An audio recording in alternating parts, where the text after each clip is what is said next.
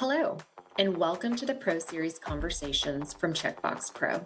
My name is Missy, and I'm the founder of CheckBox Pro, where we help school leaders become their most efficient and effective selves by matching them with ed-focused executive assistants. Each member of our team has over 10 years of experience in the education sphere, and though we may consider ourselves pros in some areas, we can't be an expert in every area. This is why we are excited to bring folks working in the education space to offer tools, tips, and insights to make the life of a school leader even more sustainable.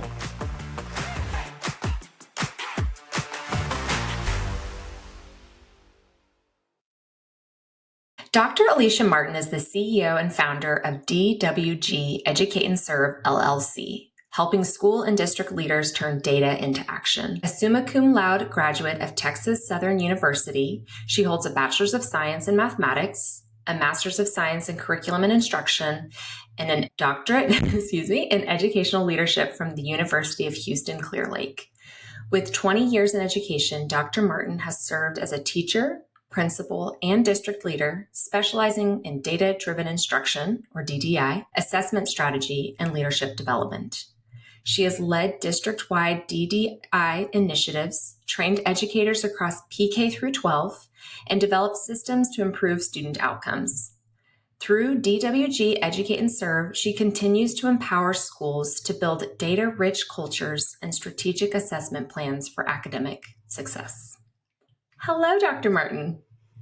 Good morning. Thank you so much for being with me today. I'm really excited to just dig into how, you help schools turn data into action, because it's an ever-growing problem for folks. And I think this is so fun, because of your love of data and your many degrees, but your top degree, you're also known by this little hashtag, the Data Diva Doc. So love that. Great little alliteration, all about it. Before we fully jump in, again, I gave people, a very brief and, overview of who you are and kind of a little bit of your background, but I would just love to hear a little bit more about yourself, specifically how you got into this work and why it is that you do it. Well, good morning, listeners, and thank you, Missy, for this particular opportunity. So grateful and appreciative of this, and just wanted to kind of share how did I get into this work. I, been reflecting over this, since you have called me too, just to kind of think about this. And so what came to mind was really, I guess, way back when I was like in elementary. I can remember that I had very, very strong math teachers. I can just think third grade math, how my teacher really and truly pushed me with, making sure I understood my multiplication facts. And then, teachers pushed me to take algebra, in middle school. And, they just kept pushing me to tutor students as well. And I was just like, why? And so, I just recall just being a part of like Number Sense and UIL and competitions in that manner, and decathlons as well. And so, I just had a love for numbers and a love for data as well, just growing up as a student, as a kid, and then just all the way following through with just being a student as well. And that was just something that I was just passionate about, just a love for data. And so as I went into education, which really that was not my route. I was thinking I was going to be a hidden figure, and I was going to be working at NASA, and I was going to be doing all these other sorts of things. But a principal tapped on my shoulder and was like, I need you to take over this class. And I'm like, no, I'm in grad school and I'm just tutoring right now, part time. He was like, no, I need you to take over, and it's October. And I'm like, Lordy. And so I started teaching, as you mentioned in my bio as well, high school mathematics. And I couldn't draw to save the world, but I was teaching geometry, and there's a lot of drawing, and the kids were like, Dr. Martin, we'll just draw. No, at that time, Miss Martin, we'll draw for you. You just teach. And so, I really and truly went into this world of just, really being able to identify gaps in my students' learning. And teachers would ask me, what are you doing? And back then I was just kind of manually doing it by hand and didn't know anything about Excel. And then as I, finished grad school and went into leadership, I was able to just support other leaders and other teachers as well with their data. And so that's pretty much how I got into the work, just from just thinking back, from elementary on up. And then the big piece is I watch my mom. My mom is the type that she'll do numbers in her head real quick, or she'll add up something real quick. And I'm like, Mom, how you do that? And she was like, you are a math major. You should be able to do this.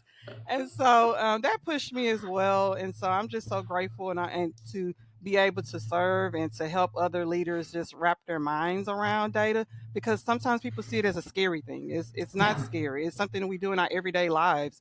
And so it just really pushed me into the world of just, supporting around, driving instructional decisions around it, as well as just analyzing trends and just coaching teachers as leaders. The ultimate goal is to improve student outcomes at the end of the day. And so I was able to take those nuggets in my foundation from elementary, middle school, and high school, as well as in college as well. All of those nuggets were able to kind of push me to support and help others around this. And then it just kind of led into my work. And so my everyday work is centered around this, and then my business. And so I've been doing this business for years, and my dad would get on me and say that you need to start a business. And I'm like, no, I'm just here to help. I'm just here to support. And he was like, you're just doing it. You're just doing it. And a lot of time and effort, and people are calling you. And I'm like, I'm just doing it. And so, in honor of him, he's no longer with us, just trying not to be emotional, but I started Yeah. this business in honor of him. And so when you see the initials DWG, that's his initials. And so it pushed me to do this. And then once we got the verdict in December, and this person is now in prison and all of those things, I was just Mm. like, it's time to kick this business off. It's time to do something with this. And so that's why I did the business structure around LLC and all of that. And then now I'm just like really, want to make sure that I'm not just helping one set of group, but just across the world, really turning their data into action. And so my framework is DWG, Discover, Work, and Grow. I love that. Yes.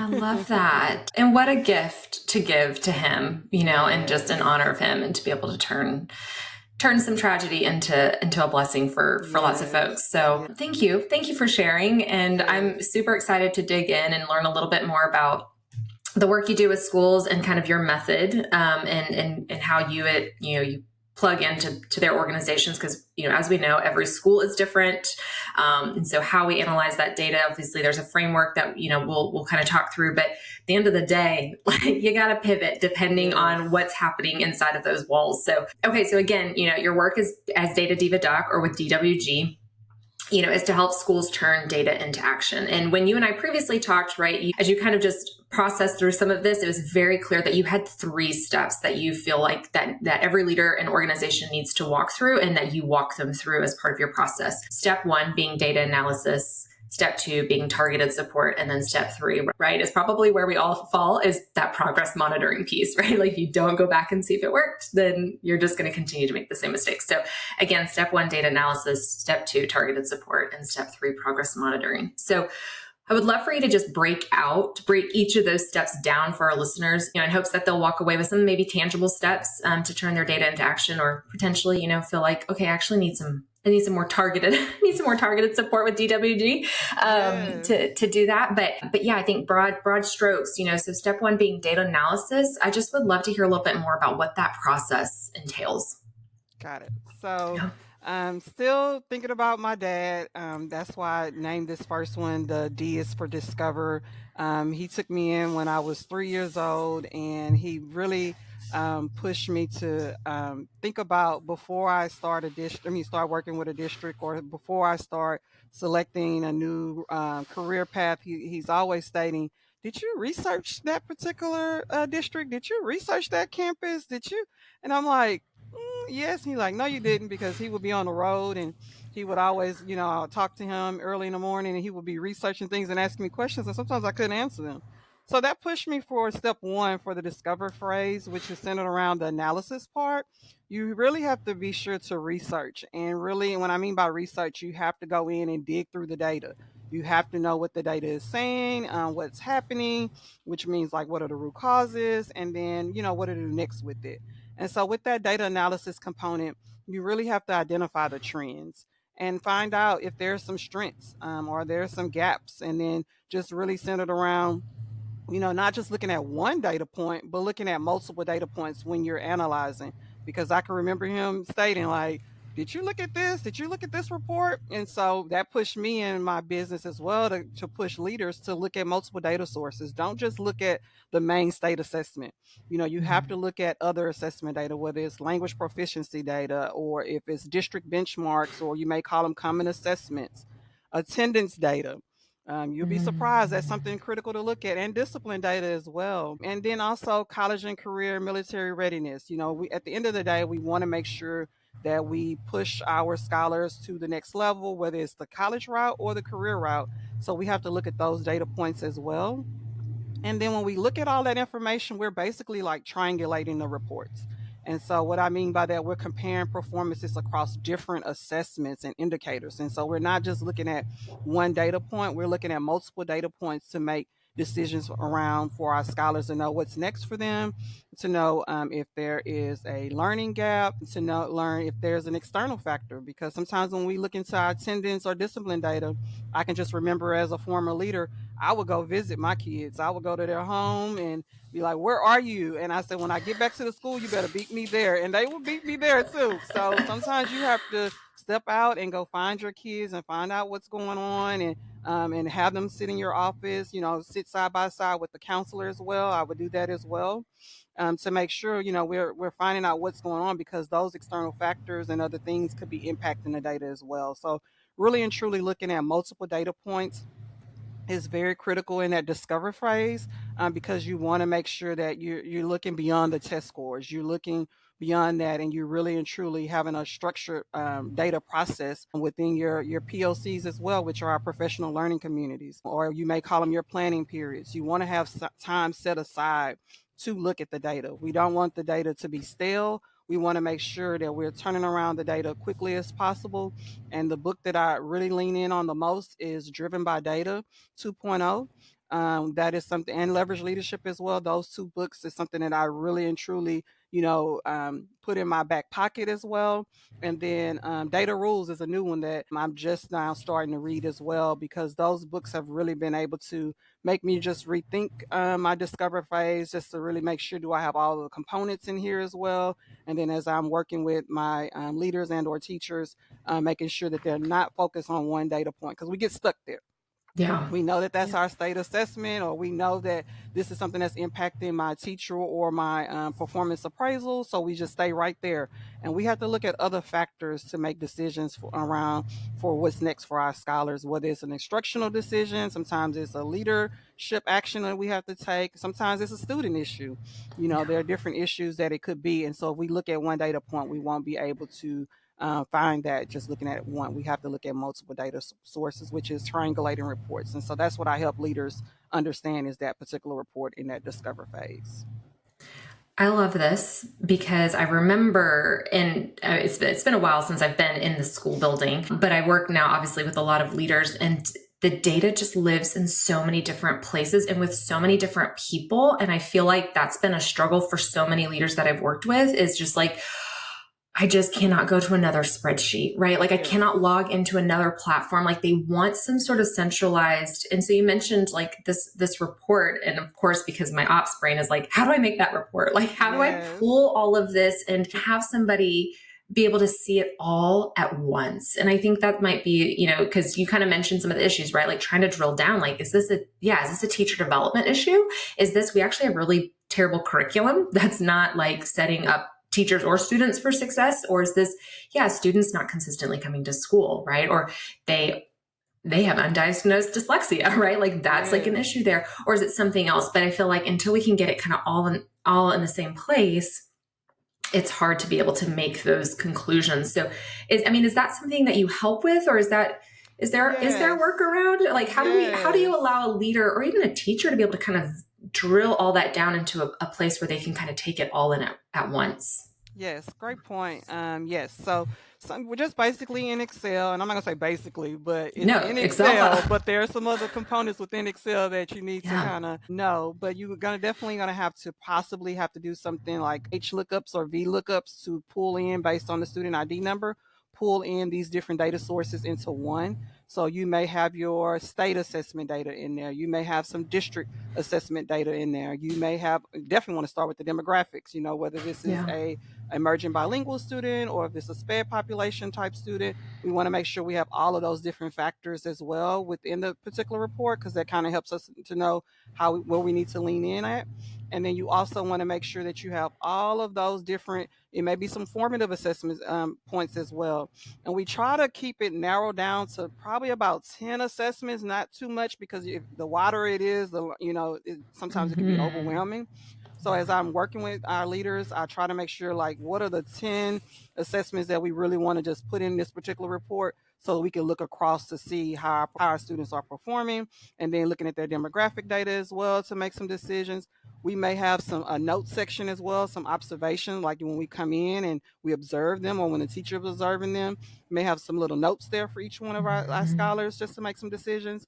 But within that particular report, we want to make sure that we have some type of um, information around it where we can see exactly all the way across, and then we can see the conditional formatting of each one of those. So we may have some colors in there so we can see, okay, this is red, this is a concern, or all the way to green and blue, they're doing well. But how we extending the learning for those scholars as well, because we don't want them to go backwards, we wanted them to continue to excel.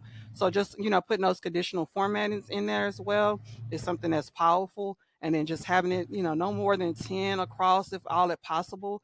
Some leaders, Yeah. they want it all there, and they're good at data and they can navigate it, go ahead. But I just like, if I'm starting with you, I want to start small and chunk the learning and start there, and then we can build and add more in it. And so you could just do some X lookups or some V lookups and incorporate those different data points in there. Or you may have a strong data system already in that particular district, where they already have some type of dashboard as well. And so we lean in on that if they already have that. But again, my expertise is around the actual report and analysis of that report.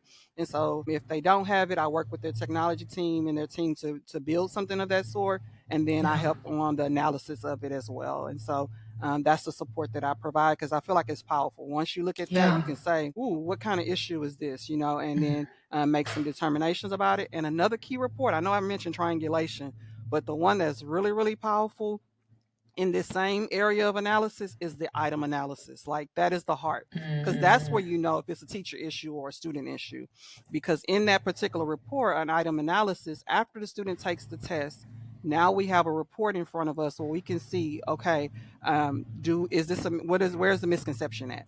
And so you can see the average percent correct there. You can also see the distribution of the answers. That's the power of it right there. Because now, if I know the answer was C, and then I had a lot of students that had like A, B, and D, and that means, okay, is that a teacher issue? Did I teach that correctly? Yeah. Or if I have the answer and I have an outlier and I have only a few students that got it wrong, then that's when I know I can pull those students in. And yes, I always tell my trainers, I said that in my last one a few weeks ago, is that high school students, you can bring them to your desk. We may not have our little small group table, but I used to teach high school. Bring them to your table, bring them to your desk, because then Yeah. again, that may be some little misconception, especially in math. It may be a 3-step problem and they did a 2-step problem. Yeah. So that's something that's powerful in the item analysis report as well. So those two key reports are powerful as you're in that discover phase, just to make sure, and then another last one, I'm sorry, one more, No, that's is the okay. standard analysis. Like, you have to, standard progression, sorry. How are we progressing on the standards? So, wherever state that we're in, we have all of our standards here listed, and then we can read across for each one of those assessments to know, ooh, we haven't addressed this standard in a while. So is it going to come back up in the curriculum? I noticed that this is a heavily Mm. tested TEK. So those are the different conversations and questions that I kind of push our leaders on, just to make sure, have you checked? Is this something coming up? Do we need to put this in a reteach component? And so those are three powerful ones. So I know I mentioned triangulation a few weeks ago, but I just wanted to make sure we don't forget the standard progression and the item analysis, because those are key when you're working in your planning meetings with your teachers. Love that. I love that. Also, you breezed over this, but my ops brain just like fired on all cylinders when you were saying, like, okay, you can do a VLOOKUP in a spreadsheet based on student ID number. Dr. Martin, the number of people who still, schools like, do not use a unique identifier in all of their spreadsheets, it's mind-boggling. Like, I'm like, Yes.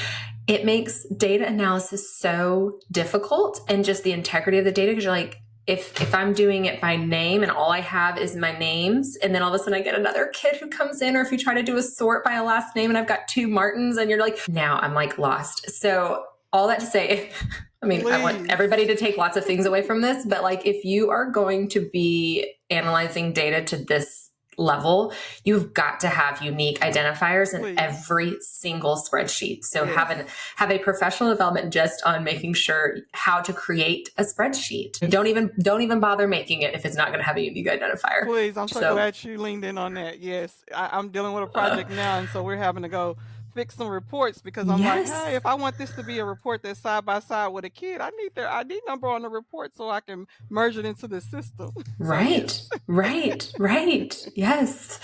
Okay, perfect. Okay, so we've talked about data analysis. Okay, now we're going to lean into, so now we hopefully at this point have identified, where, or at least have an hypothesis, right? Like, okay, this feels like a teacher issue, or like this feels like we need to start with the student. So we need to move into some targeted support. So I would just, walk us through what are some examples of intervention or support that leaders can provide to any, like, right, whether it's to teachers or whether it's to students or families. What does targeted support look like, or what does that mean to you? Perfect. So that's called my work phase. I really want to make sure that during this particular work phase that we consider the interventions at this point. And so I know for me, as I train as well, just making sure if you have an intervention specialist in your district or your school, you want to sit side by side with them because they definitely have some expertise in that area, and they may have some platforms or systems that you want to make sure that you incorporate as you talk about the data analysis component. Also, just making sure that, as I mentioned earlier, if it's a student issue, now I need to know what standard that is that that student may be struggling with.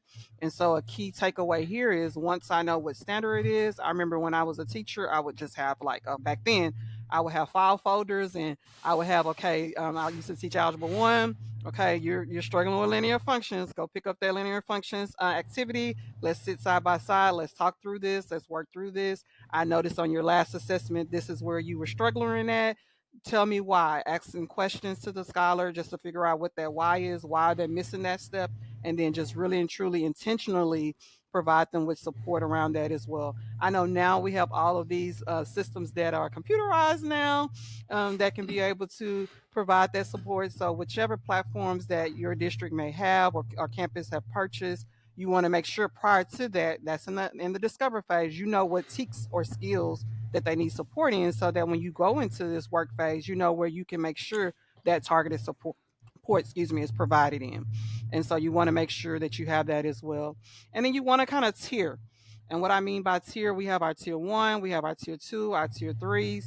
And so our tier 2s and 3s, we know that we're going to have to make sure we provide them with that targeted support, whether it is maybe after school tutorials, or you may have it built in your actual class period for them to do it during the day. And that's preferably because we know a lot is going on after school, and there are a lot of external factors we may not be able to pull the kids in. But if we don't have that in our schedule, connecting with the parents to make sure that, we may be offering after school tutorials, or we may be offering Saturday tutorials. Or it may be as we get closer to that state assessment, you may be doing some type of boot camp or something to that nature. So, whatever type of support that you're providing, it doesn't matter which one, it just matters of, is it intentional? And Yeah. I mean by intentional, you know exactly what skills that scholar needs to be successful. Now, you may be in this phase, and I know me, I may not be strong in a certain area within that concept. So we would look at our data by teacher. So as a leader, please look at your data by teacher. And when you look at your data by teacher, you're able to see, okay, Miss Martin may not be strong in this particular teak, but Miss Johnson may be doing well in this particular teak. So then now you can kind of partner them up, and or we used to have like a round robin. We would move our kids around. Our kids didn't know we didn't Oh, move, but the kids would move. And so that yeah. kid would go to that teacher that may have a strength in that particular teak. And then I would just watch and observe so that I can strengthen my skill set in that area as well. And then I can do it on the next round with the next group of kids. So it's kind of like a round robin is another way of doing it as well. But just making sure as a leader, like you have to take the test. Like I always push that, you have to take the test. And a lot of leaders tell me, they're like, I don't have time to take the test. I was like, you're right. I've been a principal before. I've been a campus leader before. I didn't have time either. But I would say, if all possible, the three most missed questions. If you could just do that, take Yeah. those particular items so that when you are looking at your by teacher data, you know which teachers are doing well versus which teachers are not doing so well. So that when we're in this targeted support phase, we have the kids in the right seat with the right teacher. Because at the end of the Yeah. day, we want to improve student outcomes. And so we want to make sure that we're intentional about that and we provide that support so that those particular students are grouped with the right teacher, so that they can get what they need to be successful as well. And then another component that leaders could implement is student data conferences. I love student data conferences. That's Yeah. the beauty and the power of that, is that you're able to have conversations with the students about their data. They're able to reflect on their learning and all those different components. And some schools are like, Dr. Martin, we're not there yet, and that's okay. So Yeah. start with the leaders first. We have our leader data conference. Then our teacher data conferences. Let's groom our teachers. Once our teachers learn how to do it, then let's get to our students. But this is the spring semester. This is the most powerful time to do a data conference with students because you have so many data points. You have all Yeah. that fall data. When they came back from the break, you have all that data. So we're, now around spring break time for different districts. When we get back, we need to be having some crucial conversations, some celebrations as well, to push them so that as these state assessments come, as these other different things may come, whether it's a state assessment, federal assessment, whatever type of assessment it is, even if it's SAT, ACT, getting them ready for college and career readiness, all of these different assessments are coming. We need to make sure we're having conversations with our students so they know why are we doing this? What's the purpose of this Yeah. assessment? And then reflecting on, what do I need to, if I want to major in math, what do I need to do? If I want to be a doctor, what does this need to look like? And Yeah. so having these type of conversations is beautiful right now. And these are some nuggets that I just want to share during the work phase. I love that. I love that. And I mean, yeah, to your point, getting to the student data meetings is, it's not where you start. But man, once you can get there, that is really powerful. Just getting them to own any of their anything. Like I have like a 6, I have a 6 and a 4-year-old, and I'm like, just getting them to own the organization of their room. I'm like, we have done it. We've arrived. Yes. I need you to want to do this because I can't do this for you forever. Right. And so just getting you to internalize that. So I love that. I love that that's where y'all are headed. Okay.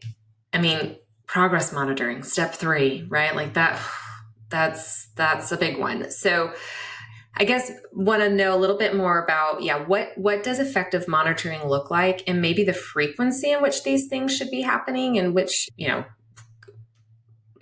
like who maybe should be involved in that. And I guess it depends on the phase. Like if you're just still kind of at that leader phase, then it's kind of staying isolated there. But yeah, what does the progress monitoring step look like? Got it. I can remember a former principal sharing with me, if you're not in the work, you're in the way. So I always remember that. So you have to be in the work. You have to, Yeah. as a leader, inspect what you expect. So you have to have that monitoring component as a leader built in some type of way. As I was sharing just in a previous training with some leaders around, just making sure that, we just finished the targeted support phase. We're in our professional learning community or our planning period. The teacher stated that we're going to do interventions or small groups, so we're going to pull the kids on this day to focus on this particular T. You as a leader should already be like, okay, I need to make sure I have my calendar open. Let me go ahead and book this date of support that I'm going to come back to monitor and expect what I expect. And so you're going back in to provide that teacher with support. You're also looking for the things that they discussed in that planning period as well, and just monitoring. It doesn't just stop there. And then once you see it, you may see, oh, we need to have some more training on this, or we may want to make sure we do something called at bats, where we actually come into our planning period and model that Mhm. particular lesson, or to a teacher may be doing well once you did your visit, just making sure that you come back to the planning period to share. Or might want to be ahead of it, and you know that this teacher in the past, based on historical data, has did well on this particular standard. So you want to be ahead of it and have the teacher to go ahead and bring this particular lesson to the actual POC. So you monitoring all the time. You're in the classrooms, you're doing your walkthroughs, but you're intentional about it. Because based on what you remember from the work phase, this is what the teacher said that he or she was going to do. So you want to make sure that you follow through with that. You go back and visit that particular classroom to provide them with support. And then it's just ongoing. It's not just Yeah. just not a stop shop. It's an ongoing process. So you may have weekly PLCs, and so that's a way of monitoring and providing support. You may not be able to have weekly based on the type of schedule you have or the budget that you have. It just depends. Then you may have to do this every 2 weeks, or it may be once a month that you bring all your teachers together. It just kind of depends on what you have built in, but we hope that you have some type of planning process within 2 weeks. That's our Yeah. goal, because you want to make sure we go back and revisit, look at the data to make those right informed decisions, as well as we work with our teachers. Also, during this particular growth phase, we want to make sure we have an action planning process. So as we are in our professional learning communities, we have to have left with, when are we going to reteach this, what date, what time, what misconceptions did we find, how are we going to reteach this, because we can't teach it the same way we taught it before. Right. This particular group of kids, man, I didn't do well. What am I going to do about it? So really and truly having a targeted plan when you leave that professional learning community is powerful, as well. And you want to track the progress. And so that's when that monitoring piece come in place. And so some type of tracking system, where it may be wherever the assessments are going, it may be a platform that already, gives you that data analysis back, hopefully and preferably, because now a lot of the assessments are online. And so we really want to make sure we have some type of system where this data is going, so we can be able to look at it quickly, to Yeah. make turn that data into action. I mean, that's what my whole business is around. The support that I provide is, you have to turn it into action quickly. And so Yeah. during this phase, you have to make sure that I'm intentional. I've looked at my data. Now what? I'm intentional. I've looked at my data. Now what? So what is all of the beginning part of it, and then the now what. I want to make sure, what am I doing about it, and how am I going to provide support to my teachers if I'm the leader. If I'm the teacher, how am I going to provide support to my students as well, and just really and truly reflecting on it. And so Yeah. as a leader, I think it's powerful during this growth phase that you're having conversations with your teachers, and you are looking at the data prior to going into the planning period, prior to going into the observation as well. You have to know the data. You have to know who the students are. You have to know who the teachers are that need you or that are excelling as well. Let's keep pushing them. Continue to make sure they're growing. And then those that are needing support, make sure you're sitting knee to knee, providing them with that support as well, or lean in on if you have a campus specialist. Because I know for me, I don't know, for whatever reason it was, some of the leaders that I've had, they always had me over the ELA department. And I'm like, why? I should be over the math department. Yeah. But it pushed me. It Yeah. pushed me to grow. It pushed me to say, okay, I need to sit side by side with my ELA department chair, or I need to sit side by side, if I don't have one, maybe the district ELA curriculum writer, whomever that person may be, because that may not be my strength, but I need to make sure I'm growing in that area, so that when I'm in the PLCs, I could talk about data in the PLCs. And I had the English teacher, really and truly analyzing their data. But as far as the content, I needed to strengthen that area. So I always share with leaders, that may not be your strength, but you should be able to lean in on someone on the team, or the rock star teacher that's doing well. And Yeah. then that's the way of you just making sure that you're monitoring, you're providing support, as well, and having some type of system in place, whether, as I mentioned, whether it's weekly PLCs, or, at least having some conversation with the teachers within a 2 week period, so that, you can make sure that you're providing them with support. We're turning the data around quickly. We're not letting the data be stale and just sitting in one spot, but we actually turning that data into action. And then I, as the leader, is coming into your classroom to observe, and then provide you with feedback, so that you can continue to grow, as well. Because I tell my leaders, I'm not going to always be here. So we need Yeah. to have a plan in place that when I leave here, this can continue to go on. This process it just goes on and on and on. That's why it's DWG. It's a circle. You go through each one, and you got to go through. You can't skip a step. Yeah. Discover, work, and grow. You got to go through every step to make sure that our scholars are successful. There's no some step that's skipped, because if so, then we don't have the right results that we need. We didn't help our teachers be successful, and in turn, our ultimate goal is to make sure students are successful. So if we're skipping steps, then we're not making sure that they are set up for success. Yeah. Yeah. I like that picture, right? Like after the end of the progress reminder, it's like, okay, we're good. unfortunately, schools, like, right, it's like, it's always new kids or it's always new Yes. staff. And so this needs to be an ongoing practice, just run, cycle, repeat. So, one thing or you didn't necessarily mention it, but I'm curious and want to pick your brain on. So many leaders that I work with, right? Like, their true joy, they love it when they get to be in classrooms. They often find themselves, especially for like single site schools or smaller schools where like that superintendent or that principal is doing so much. They're in charge of the fundraising, they're in charge of the board management, they're in charge of hiring, they're in charge of, all of the things. And so they don't find themselves in classrooms as much as they would like, but it feels like you would need to be able to, like, it's so important for part of the progress monitoring piece and and the targeted support pieces to be in it.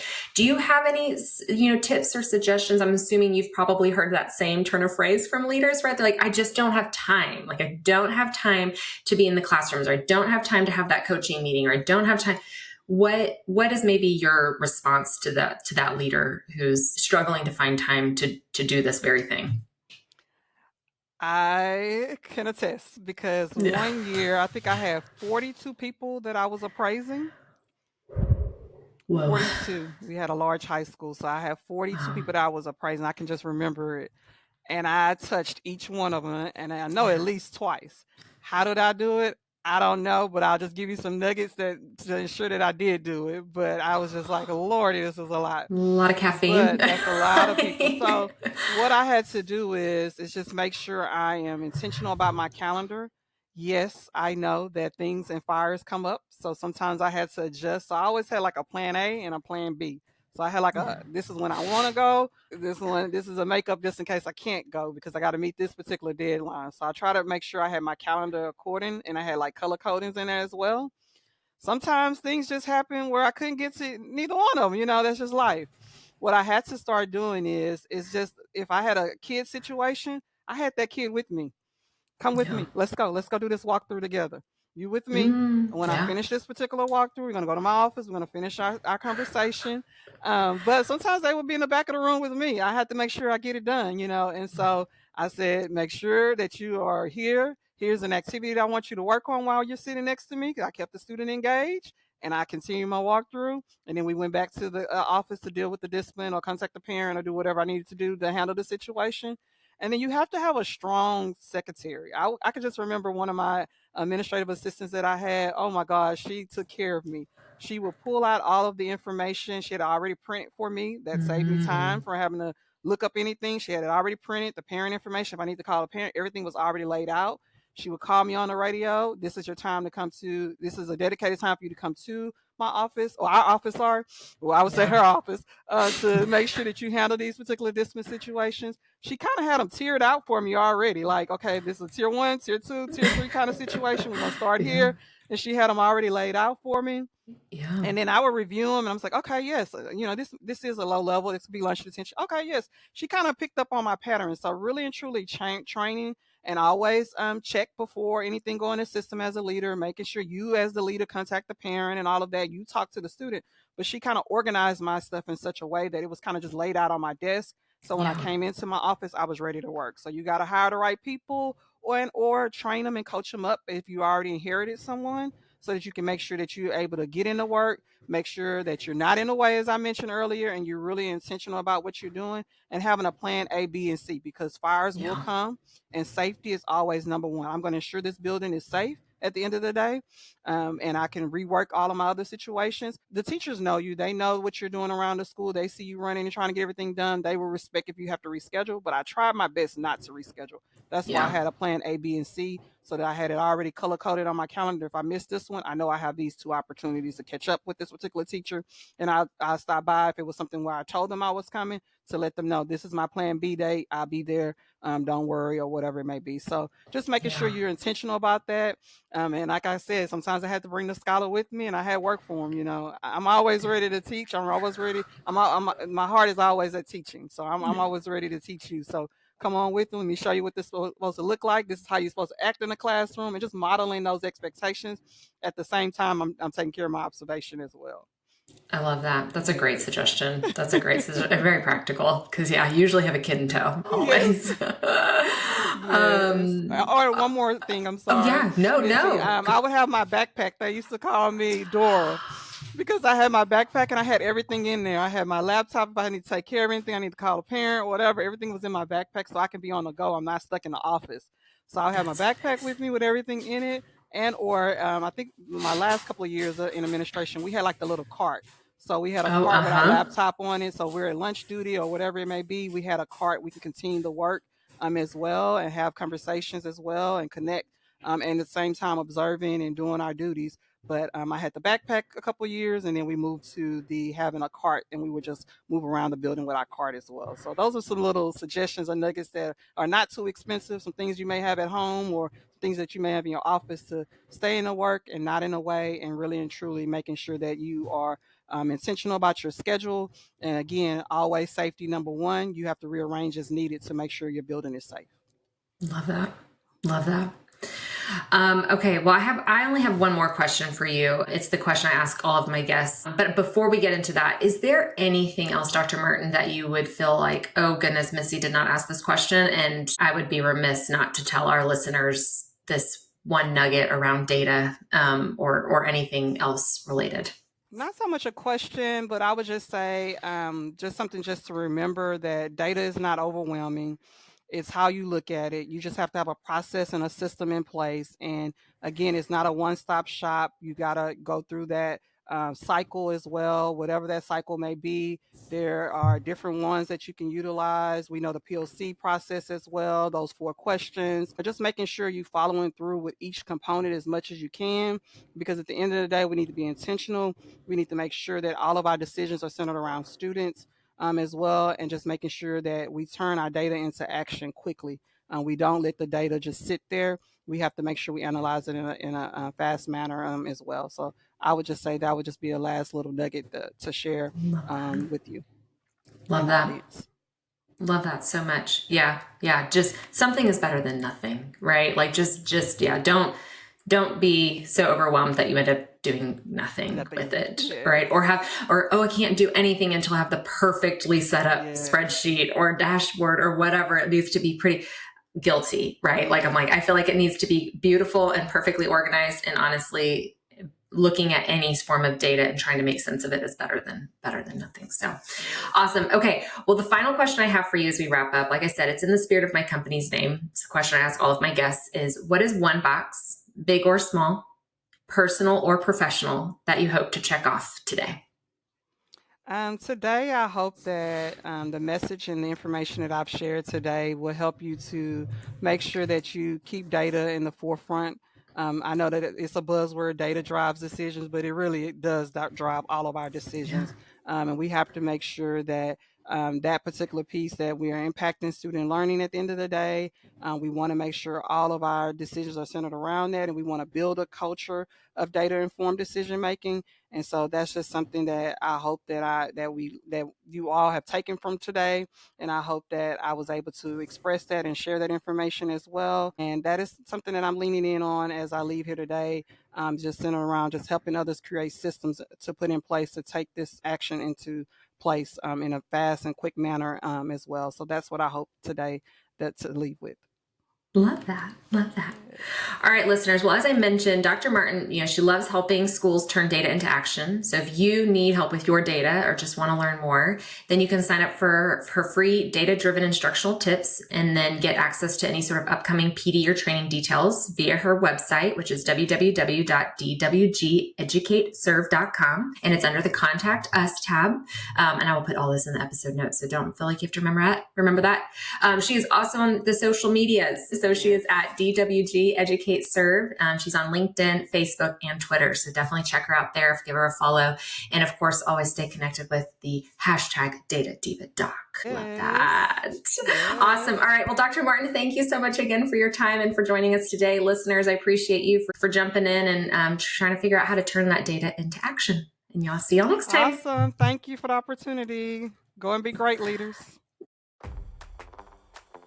Thank you all for listening to today's Pros Series conversation. Our team is always looking for more pros to learn from in the field of education. So if you have a recommendation for a future guest, or maybe you are the pro, then send us a note at info@checkboxpro.com. And if you want to hear from more pros, then like and subscribe wherever you get your podcasts so that you don't miss an episode. And by doing so, this also helps more folks find our show. So take a moment to check that box off your list today.